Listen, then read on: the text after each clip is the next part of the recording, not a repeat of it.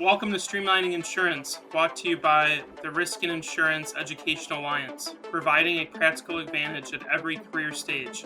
I'm Darren Bloomfield, the insurance guy at Feathery. Let's dive into the future of insurance in automation and machine learning. Joining me is Frank and Panyi. Hey guys, how's it going? Good. How are you? Hi. Good, thank you. Yeah, thanks for inviting me. My name is Panyi. I'm a PhD student here in actual science at University of Illinois Urbana-Champaign, or UIUC for short. So my research focus on the machine learning applications in the insurance domain to address some real-world insurance problems. Hello, my name is Frank Quan, and I joined the UFI like 2020, and as a assistant professor, and my research is broadly described as the data science application in insurance. And I'm happy to be here, and want to discuss more about our recent research. Yeah, definitely. And my interest in kind of bringing you guys on at its face is really bridging the gap between academics, academia, and people in the professional world. I've seen people become professors that have had like years of experience in the industry that they're teaching in before, and I think that's very useful. I think there could definitely be more communication and lessons learned from academics and people actively working in the industry from spending more time together. So, for example, we're going to dive into automation and machine learning. I really focused on actuaries, but also just kind of from my own experience, I've seen how these advancements in technologies from these traditional tools such as Excel and Microsoft Word products, Google Sheets, Google Drives, and just email-based communication is really giving way to coding. Like we're going to talk about like Python and other AI-driven workflows and softwares like Feathery. So for on the underwriting side and the claims professionals as well, really for brokers, really all over insurance as a whole. But to get started here, how do we take this academic research on automation and actually apply it into an insurance company? Specifically, like what is kind of your intent for the research that you guys have done? Okay, so before like ChatGPT era, data science already very hot topics. And when I joined the UI from the industry, I noticed that the students have a really less exposure in Python coding. So we were thinking about, is there any way we can conduct the experiential learning project, which is conducted in the iRisk lab at the UFI, and see if students are able to create the pipeline for the whole data science life cycles. And this is a like an initial motivation to start the project. And later we find that this can be also has a good performance that able to compete with the other auto machine learning like a package that develop in different disciplines. And we are also can be serve as a kind of benchmark for the academic research or practitioners. Yeah, no, So I think that's really interesting as far as like recognizing the need. And I definitely appreciated it when I was a student a few years ago, is really getting an understanding of like, is this studying or classes or especially internship experience was really useful for me, hands-on internship experience. How are these opportunities going to actually like help me get a job, at its face, and not just get a job, but be proficient and set myself up for a career. So I really appreciate, as you guys said, like kind of recognizing the needs and the gaps that students faced, preparing them for, specifically in this case, actual science. Let's dive more into that of how the program's kind of grown of getting that hands-on experience for students. Okay, yeah, let me just draw back a little bit and talk about what the problem here we are trying to address. So machine learning, or recent years, we're talking more about AI stuff. So they are getting more and more popular, right? And these kind of innovations are largely built upon enormous amount of data. which we call it by data-driven. So insurance industry is kind of considered as data-driven. For example, basically insurance is built upon the risk quantifications and the risk management, where in these kind of data-driven related tasks, then machine learning always usually excels compared to probably like traditional mathematics or statistics models. Furthermore, these kind of machine learning models can usually generate automated decision makings, or they usually are better in terms of generalizations. For example, a pandemic comes, right, and our statistic models totally fails, and maybe to some sense, the machine learning models can work to certain degrees. So the problem here is that machine learning models nowadays are getting more and more complex. So for example, modern AI models, they can consider kind of like a building blocks where you can add this one or add that one, right? So in the end, your model can look totally different. And nowadays we're talking about trillions of models where in storage wise, there are hundreds, maybe even more gigabytes, right? So in the end, your model can be totally different and your results may be totally different.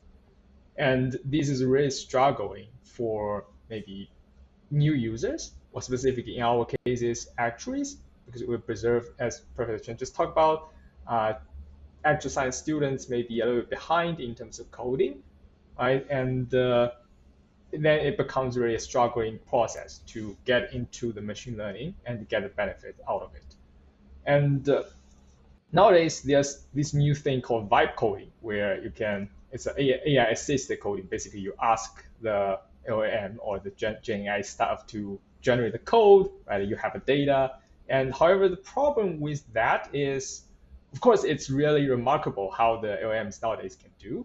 But the problem is that you still have to go iterative kind of dialogue to maybe at an initial stage, the LLM, the code doesn't work, right? And you adjust the problems, and then the model is not performing well, and you are going these kind of iterative dialogues.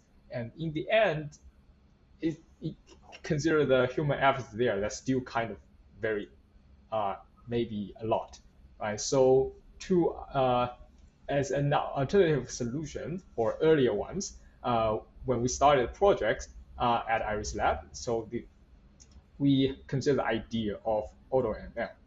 So we have this really simple idea. So actuaries, or maybe someone really doesn't know much about the machine learning stuff, they can just put their data in, and they can get this machine learning model. And once we started that idea from the user perspective, we think that specifically for the insurance cases, data privacy is a huge concern. So if we build a platform, for example, commercial platform where insurance companies can put their data in and get a model out, probably insurance companies are not that willing to share their data sets, right? So that's one concern.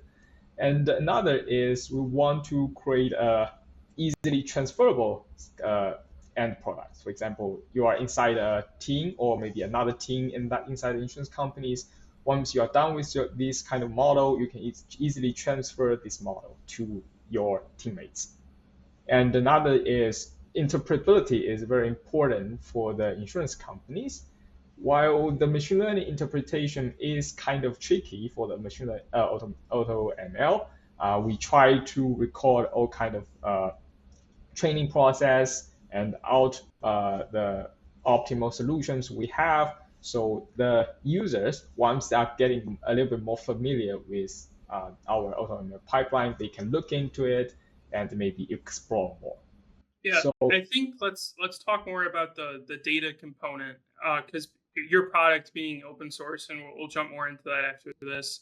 But the data itself, I mean, security and data privacy is big. Like for us at Feathery, SOC 2 Type 2 compliant, but even outside of that is the information that, say, a carrier has specifically of claims and loss runs and pricing and actuarial data. Like all this is, proprietary information. So they don't want, it's an asset to them. They don't want that to be out there, because that's how they get their competitive edge against a competitor, and that's how they can stay in a line of business, get more market share, improve their pricing. And I mean, if there's only 3 carriers in a market and one of them leaves or exits the market due to losses and inadequate pricing, then those 2 carriers now split the market share and can grow and have more price control. So it's kind of survival of the fittest in that route. But that's why let's jump into your product here. Is being open sourced, is it's more of a tool of you guys can explain it better as far as the carrier isn't putting information into your systems, right? The carrier is taking your information and then having your information on their systems and keeping everything in-house internally for them. Yeah, so that's the core idea of the open source. So we update our tools, and they can grab our tools from the website. Maybe we will show it later, and put into their a system, and completely just protect their data privacies. Yeah, so here is the final product or the code we have. So everything is free and open source here at the GitHub repo. So the open source here means that if basically you download the code, then you can basically plug your internet cable and everything runs offline. You can run it on prem, and we don't know anything about what you've been doing with the code. And so we have a quick maybe descriptions and demos and some guidelines in terms of how to use that. And I will showcase another demo later on. Yeah, so probably let's just try that, jump into the demo here. So yeah, so on the left-hand side, it's a file directory. So later on, you will see some new files generated. So, but for now, you can see that there's no file called heart, right? So on the left-hand side. So yeah, first, I will just install the packages. That's standard process, and we install, we imported something maybe we'll use on. First, we'll load our data sets, which is a set of classification data sets with heart disease. So because we're using a toy example data here, so we can consider, for example, if the insurer is trying to underwrite medical insurance where the heart-related disease is a component, then the insurers may want to infer whether this policyholder may get heart disease or not in the end, maybe consider it as a higher risk or low risk policyholder. So yeah, and we just basically set up a classical machine learning pipeline. We have a training set and test set. Then basically you train the thing model. So for here, I've added a few arguments just to save some time. So max evaluation, that's the number of trials we'll be running. And later on, I have an overview of the graphs, meaning what the evaluation means. And the timeout, meaning that because these are just short demos, so maybe you want to control the time within about 60 seconds or 1 minute. And the model name is your experiment and maybe your final result name. So once the code is done, you will see a corresponding model name, heart, here. Yeah, and now you can see it. Okay, and in the meantime, because we have 12 evaluations, and for each of the evaluations, we'll record the data pre-processed data and the corresponding model for that trials, and so on, and all the parameters. So if something goes wrong, you can dive deep into the optimization process and see what's going on inside. And in the end, of course, we will track what's the data look like. And not we, but you will track as for results, we'll have our final pipelines here. Yeah, no, that's really interesting stuff. And thanks again to you guys for making this tool available. So hopefully we'll get you some more publicity and some more users, free at no cost, of course. And just to switch gears here, I know you guys wrote the paper in 2024 on automated machine learning in insurance.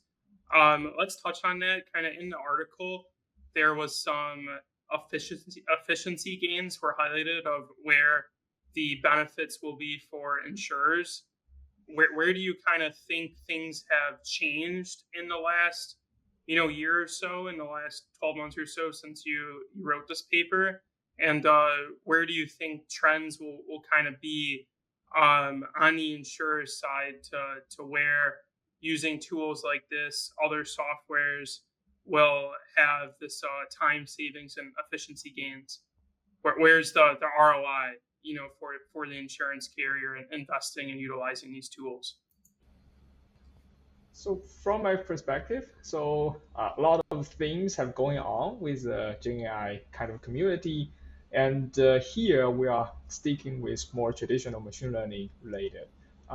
So we are more so for our products, it's more useful in terms of dealing with tabular or numerical related data sets. So which currently the generative AI models is kind of lacking. So I would say that the if the insurance used the tools a year ago and now it should be still be working, maybe new methods have been proposed, and our framework can adopt and can be customized to use their models as well. So they can change the underlying organizations as well. So numerical feature wise, I think our AutoML still holds. Maybe for some tax, or for example, there are some use cases, for example, for customer service chatbots and maybe employee related training stuff. Maybe there are some things that our AutoML cannot do, but in terms of these new evolving Gen AI models, they can help. So when it's come to the like ROI, I think the what we stated in paper, I think is still relevant.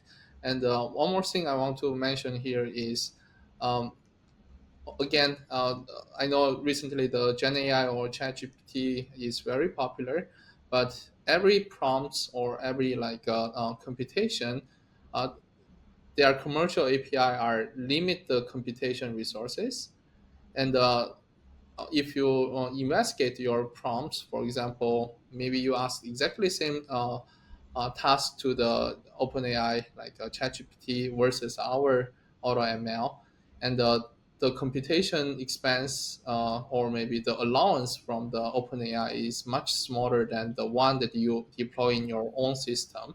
And I mean, we already touched upon the data privacy part, so you don't need to really upload your data to the external entities. And in the meantime, you can also have you control the like a computation power about your task. So if your organization have enough computation power, then you can harvest all the benefit from our open source packages, and you don't really need to rely on the allowance from the commercial API, which is also cost some money. Yeah.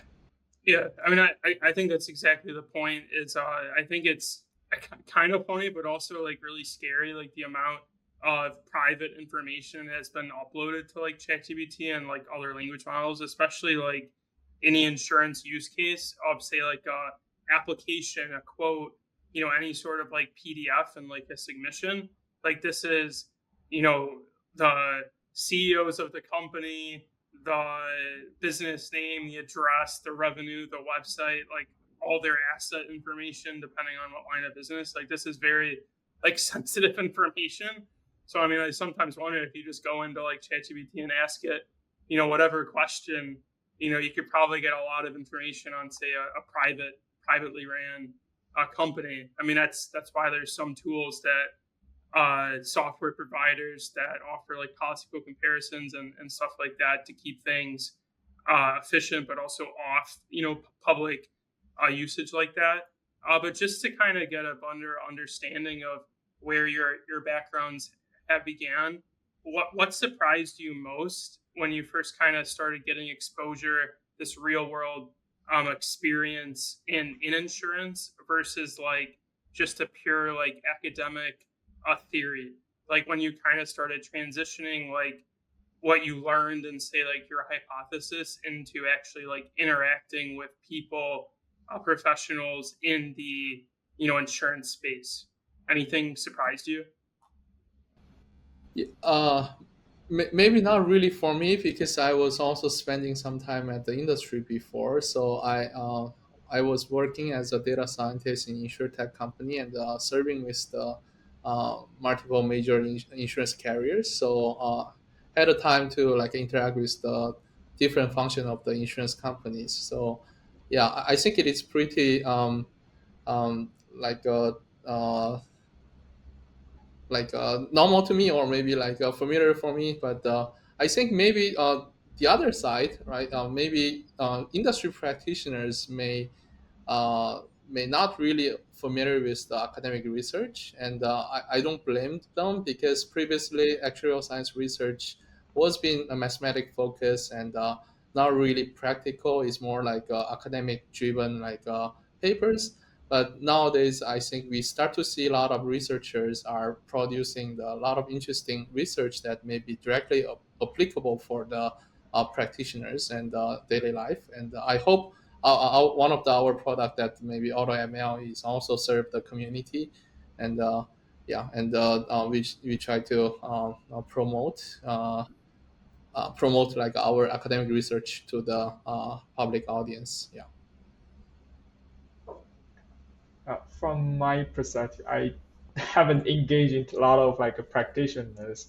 So from my understanding is that practitioners usually focus more on the practical side of the problems. Maybe the academics, especially like maybe years ago, maybe they have focusing on totally different kind of questions, and maybe that separates the practitioners and the academic researchers. Yeah, and as just say the president just said, there's growing literatures in the academia community where we are using more empirical studies to analysis on the problems that insurance companies are interested in. Yeah, and I think as we wrap up here, just wanted to ask from Frank your perspective as kind of in that professor advisor role, and then Panyi kind of as a student, and talking to your peers. Like Panyi, you're kind of doing the job search now, right? So like if you were to enter the industry, the insurance industry today, is there like a particular role or project that would like excite you? And I think from the program, like working at the university, Frank, just kind of curious, like what do you tell your students about like recruiting and kind of future internships or future jobs? Like I think a lot of jobs are going to change. Like just from what I've seen working at Feathery now, the entry level insurance role at say brokers, carriers, TPAs, whatever it is going to be very different in a few years. Like my first few years as an underwriter was very like manual, time intensive, really like filtering down data. And if the softwares like that we offer are able to speed up that process and really cut a lot of time, energy, and resources out of that, then I kind of am hopeful, but also like a little concerned about like where are the entry level roles going to be and how are people actually going to get like this experience. Like if a college grad underwriter is now thrown in and has more time to actually like underwrite accounts and not have to like set everything up and get like approval from managers and stuff, and is able to I guess work on more accounts and get deeper into each account, like how do they get the experience to the point that like they get authority quicker, or like because I just find it interesting from my perspective is like it takes years to get high level authority at a carrier. Like these are millions, 10 millions, 5 millions of capacity put up, and if like these software automation products are able to reduce the manual work, then you have more time for technical work. But then like what can you actually do for technical work. I'm just kind of curious of what you think of what the future of, say, actual science will look like, because there's going to be different jobs, right? But then you're going to need maybe more experience to do the technical jobs. But then, like, I think the age-old question is, like, how do I get the 1 year, 2 years of experience to get this job now, like after school, after graduating? Yeah, I think you touch upon the very, very important question, and I'm also keep thinking about this as an educator. And U of I are famous for the computer science, and there used to be like there's big tech company coming from the Bay Area to the Midwest of the nowhere, Champaign, surrounded by the cornfield, and they try to compete the students that we produce. And this tide changed really fast last 2 years. Entry job for the computer science students are kind of not really, like maybe 80% or 90% like distinguished, and we already seeing this because of the Gen AI. And so I was thinking, okay, if the computer science students are like a domain already start to automate like a software engineering like a job, then I don't think the actuarial job is far away from there yet. So I think, though, as an educator, I think there's two things we need to really like help student out. First, from the technical perspective, and I always believe that the actuaries are the first generation of the data scientists. But previously, we were using the mathematics, and we just go, and the data was not there, and the computation is not there, so we were more working on the like a fixed scenarios generation perspective. And then now we have enough data, and then we have enough computation powers, and we are start to switching our profession into more data driven like a perspective. So with the like this kind of project, I found that our actuarial students are also able to code, and also like able to access the state of art like Gen AI tools. So I think like it's make like a more inclusive for the different major of the students when it is come to the technology. So I hope we should let our students have enough exposure about the technological side, and by introducing more like relevant or state of art like courses that may be relevant to the practice. And another thing you also touch upon it is years of the experience, right? What does this convert to? It is domain knowledge, right? So when I work, I mean, in 2017 or 18 when I worked for the major carrier, and they hired statistics students doing as a data scientist in the insurance field. And one of the things they were always complaining is they don't know, like stat students don't know our data set, and they don't know our problems. And it means that actual science students naturally have an advantage about understanding domains. And we also incorporate like a iris lab, like experiential learning, and we are also inviting a lot of practitioners come to the university, talk about their experience, and what is the like a domain is look like, and what kind of problems you're gonna deal with in the future, and try to deepen their knowledge about our domain. And then combined with the technology plus the domain knowledge, I think our students will be very competitive in the future. And one thing I don't think AGI able to automate is risk, right? Risk is purely driven by the human decision, right? And with the interaction of the world. And I don't think the current any AI tools are able to sense the word and make a decision about the risk. So from that sense, I think we are pretty safe. Yeah. Maybe Panyi, you can add some from students' perspective. Okay, yeah. So from my side, definitely the Gen AI has a large impact in terms of how the students are learning nowadays. And some are good, some are bad. Maybe I think from my perspective, it's kind of mixed feelings because I teach for example, discussions as well. And yeah, I think more important is university as a place to study and to learn. Students have to nowadays it's impossible to live without the Gen AI tools. So I think everyone should incorporate these AI tools to their lives. But in the education part, they still have to learn, basically get everything into the mind and use the AI as a tool. Maybe in the end, when it comes to working, maybe repetitive or the same using the same process again and again. Maybe when that's a time where AI is better.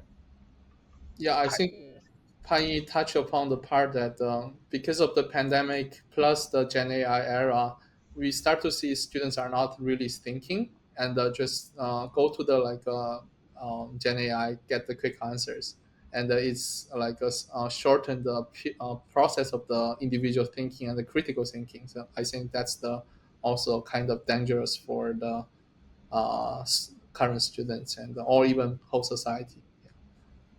Yeah, I mean, it's a tool. It's not a crutch. You still have to kind of use your own brain, right? So be aware of how we're using AI and everything. But no, well, thank you so much for your perspective.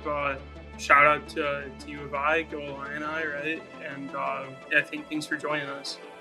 Okay, thank you. Thank you.